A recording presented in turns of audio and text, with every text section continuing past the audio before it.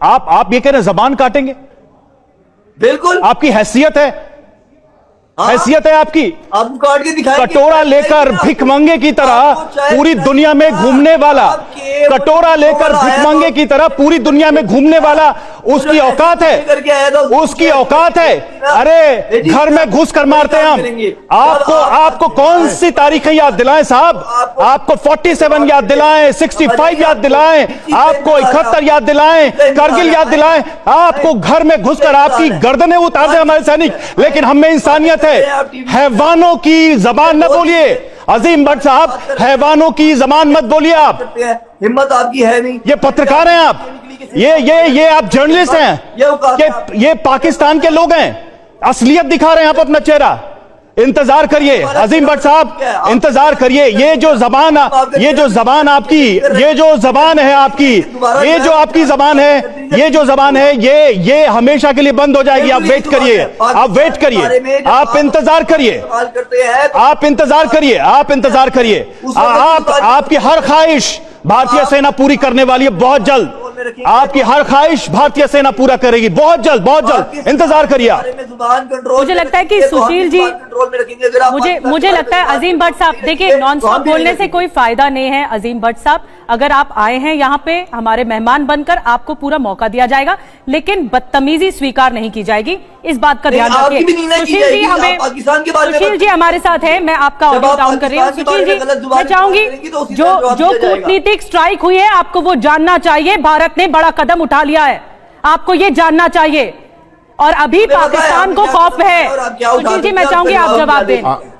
निधि, बात यह है कि जिस तरह से ये बात कर रहे हैं, वो इनके साफ दिख रहा है कि कितना घबरा रहे हैं, और उन्होंने अभी बातों बातों में अभी कह दिया खुद ही कि हमने अभी करके दिखाया है, जो कि एक बड़ा पॉजिटिव है। कि एडमिट कर रहे हैं कि हाँ हमारा ओ भाई करके दिखाया है। अभी नंदन की वाला कहा है। एक मिनट आप चुप रहिए, बहुत बोल रहे हैं आप अजीम। अगर आप जर्नलिस्ट हैं तो जर्नलिस्ट टाइप से थोड़ी सभ्यता रखिए अपने आप में। अगर आप टेररिस्ट की तरह से करेंगे तो फिर हम टेररिस्ट डील करेंगे। आपने बहुत बोल लिया। जर्नलिस्ट की तरह से डील करेंगे। मैंने ये कहा है। अजीम प्लीज, हम आपको पत्रकार समझते हैं, ये अलग बात है। ये अलग बात है कि आप पत्रकार के भेष में आईएसआई के पेड एजेंट हैं, वो एक अलग बात है।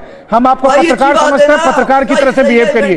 अगर आप टेररिस्ट की तरह से बिहेव करेंगे तो टेररिस्ट का क्या हाल करते हैं वो भी आपको पता है। So please mind it. अगर नहीं, आप भारत के सबसे बड़े टीवी नेटवर्क में हैं। मैं एक बार फिर कहता हूं, अरे भैया, जितनी पाकिस्तान की आबादी है उससे ज्यादा हमारे दर्शक हैं, इसीलिए आप जिम्मेदारी के साथ बात करिए। टीवी 9 नेटवर्क की दर्शकों की संख्या पाकिस्तान की आबादी से ज्यादा है। आप जर्नलिस्ट की तरह बात करेंगे तो हम आपको मौका देंगे, हम आपकी बात सुनेंगे। लेकिन अगर आप टेररिस्ट की तरह बात करेंगे तो यकीन मानिए पाकिस्तान से निकला हुआ हर टेररिस्ट, उसका क्या हाल होता है। और सबसे बड़ी बात देखिए, एक बात बताइए, ओसामा बिन लादेन कहां मारा गया था? ओसामा बिन लादेन जो आपके चाचा लगते होंगे, फूफा लगते होंगे, वो कहां मारा गया था? पूरी दुनिया जानती है। पाकिस्तान एक टेररिस्ट स्टेट है, ये केवल भारत नहीं कह रहा, दिक्कत क्या है? दुनिया कह रही है। मनीष दिक्कत क्या है? दिक्कत क्या है कि देखिए अजीम भट्ट साहब, मुझे सुनिए आप किसी सुनिए तो अजीम भट्ट साहब, अरे सुन तो लीजिए। आप किसी अच्छे डॉक्टर को दिखाइए, आपकी याददाश्त बिल्कुल खत्म है, कुछ भी नहीं बचा है। अरे सुनिए तो, बांग्लादेश में जिन्होंने घुटने टेके, अरे बांग्लादेश में जिन्होंने घुटने टेके, तब कहां थी आपकी ये जबान? कहां थी जबान? जब अमेरिका और रूस के सामने हाथ जोड़कर गिड़गिड़ा रहे थे कि भारत को रोक लो नहीं तो बर्बाद कर देगा, तब आपकी मूंछ कहां ऊंची थी? अरे घुटनों पर गिरकर भारत से संधि की बात करने वाले हमें दिखाएंगे बहादुरी क्या है, हमें बताएंगे। अरे आतंकियों के साथ उनकी रह के आपकी जबान आतंकियों की हो गई है। आपको नहीं समझ में आ रहा कि निहत्थे मासूम लोगों की भारत में हत्या की है और पाकिस्तान में आपके आका बैठे हैं, और आपको ये लगता है कि ये भाषा एक इंसान की है। आपको अपने जहन का इलाज कराने की जरूरत है सर। आप अच्छे डॉक्टर को दिखाइए प्लीज। क्या कर सकता है? आप अच्छे डॉक्टर को दिखाइए। आपके डॉक्टर की फीस मैं दे दूंगा सर। पाकिस्तान में अगर औकात नहीं है इलाज कराने की, पैसा नहीं है गले में जेब में, तो मैं दे दूंगा आपकी फीस, डॉक्टर को दिखाइए प्लीज आप। लेकिन ऐसी भाषा, ऐसा दिमाग, ऐसा जहन बदलिए आप अपनी। जंग टीवी पे नहीं होती है, जंग टीवी पे नहीं होती है। आ जाए जो कर सकते हैं करें। मैं अजीम साहब आपको रोक रही हूं, हम उस कीचड़ में नहीं शामिल होना चाहते जिस भाषा का आप इस्तेमाल कर रहे हैं। सुशील जी प्लीज आप बोलिए, आपका ऑडियो डाउन है, आप मत बोलिए अभी प्लीज। सुशील जी बोलेंगे आप प्लीज। चाह रहे हैं मत कीजिए, क्यों लौटाना पड़ा था आपको पता है ना। आप अपने लीडर नवाज शरीफ साहब से कभी बात करिए। आपको याद है कि जब खुद ही कहा गया था कि कैसे पाकिस्तान के आर्मी चीफ की पैर थरथरा रही थी, पैर कांप रहे थे, किस तरीके से पाकिस्तान के प्रधानमंत्री ने जो सो सॉरी बोलकर और अभिनंदन को जो सो यहाँ पर भारत वापस भेजा था। तो आपको पता नहीं है क्या कि अभिनंदन को क्यों भेजना पड़ा था? अगर इतना ही आप मूंछ पर ताव दे रहे थे तो रख के रख लेते। नहीं, आप अभिनंदन को रख लेते और उसके बाद मुझे नहीं लगता है कि आप अभी बात करने की स्थिति में होते। कैसी बात करते हैं साहब आप? पुरानी बात छोड़ दीजिए, नई बात। अगर अभिनंदन रह गया होता पाकिस्तान में तो यकीन मानिए कि पाकिस्तान की बुनियाद खत्म हो गई होती। खुदा की कसम औकात पता लग जाती आप नहीं, औकात तो देखिए, औकात तो हमें पता ही है। जब दुनिया सलाम करती है तो हमें पता है हमारी औकात क्या है। औकात तो आपको पता होती है जब आप कटोरा लेकर घूमते रहते हैं। औकात तो तब पता चली थी जब पाकिस्तान के 2 टुकड़े हो गए थे। औकात तो ज्यादा दिन नहीं हुए। इरशाद साहब, कुछ दिन पहले आप मेरे प्रोग्राम में थे और हम लोग बात कर रहे थे बलूचिस्तान के लिबरेशन आर्मी के लोगों ने किस तरह से आपको औकात दिखाई थी। सोचिए अकेले के एक छोटे सी सेना ने छोटी सी मुझे एक लम्हा बोलने हम औकात दिखाने पर आएंगे तो क्या होगा? आप नवाज शरीफ से पूछिए ना, आप तो अपनी पार्टी के बहुत छोटे से नेता हैं। आप अपने लीडर नवाज शरीफ से पूछिए, वो बताएंगे। इरशाद साहब का बहुत बड़ा इंसान हूं मैं। इरशाद साहब, एक बार फिर मैं आपको बोलने का मौका दे रहा हूं। 1 मिनट मेरी बात ध्यान से सुनिए। मैं आपको फिर से वही सवाल पूछ रहा हूं, क्या पाकिस्तान को इस बात का एहसास है कि इस बार गलती बहुत बड़ी हो गई? आप लोग सर्जिकल स्ट्राइक झेल चुके हैं, आप लोग एयर स्ट्राइक झेल चुके हैं, उसके बाद आपने ये तीसरी गलती जो की है, ये बहुत बड़ी गलती की है और इसका खमियाजा आपको भुगतना ही पड़ेगा आने वाले वक्त में। कुछ ऐलान किए जा चुके हैं, इंडस वाटर ट्रीटी खत्म करके एक जख्म दिया जा चुका है, लेकिन अब जो जख्म मिलेगा वो उससे भी बहुत बड़ा होगा। इसका एहसास है आपको?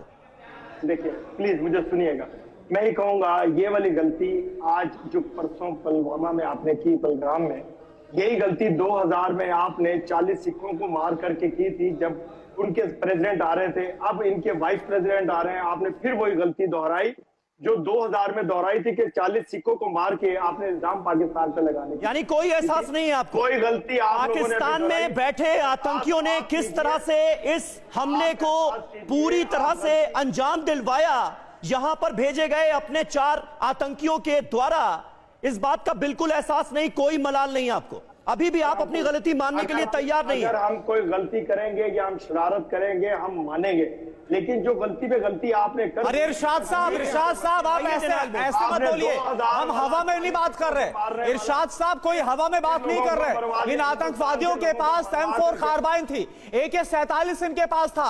मुजफ्फराबाद से, कराची से बाकायदा वहां से हैंडलर से इनको पूरा कांटेक्ट कर रहे थे, इनको हैंडल किया जा रहा था, बॉडी कैम्स थे इनके पास, एक सबूत पाकिस्तान के खिलाफ गवाही दे रहा है। आप कैसे बोल रहे हैं इरशाद साहब?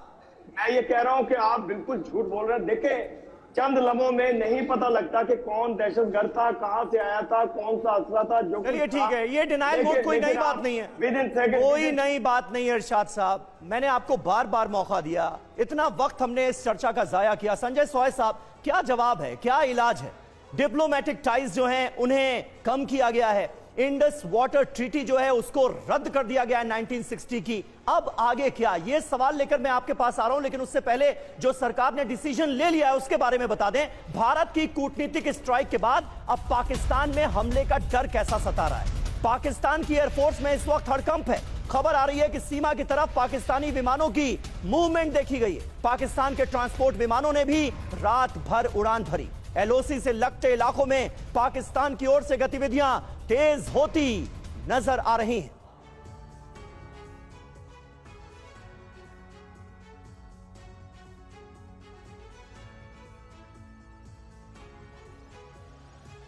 तो ये तस्वीरें आपको दिखा रहे हैं। खबर आ रही है कि सीमा की तरफ पाकिस्तानी विमानों की मूवमेंट देखी गई है।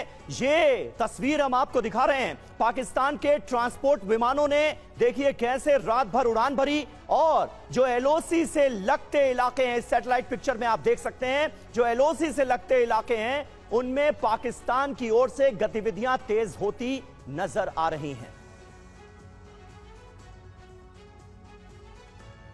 तो कुल मिलाकर अगर कहा जाए तो प्रधानमंत्री नरेंद्र मोदी के फैसलों से आतंकिस्तान में भय है, बदला तय है, पाकिस्तान में भय।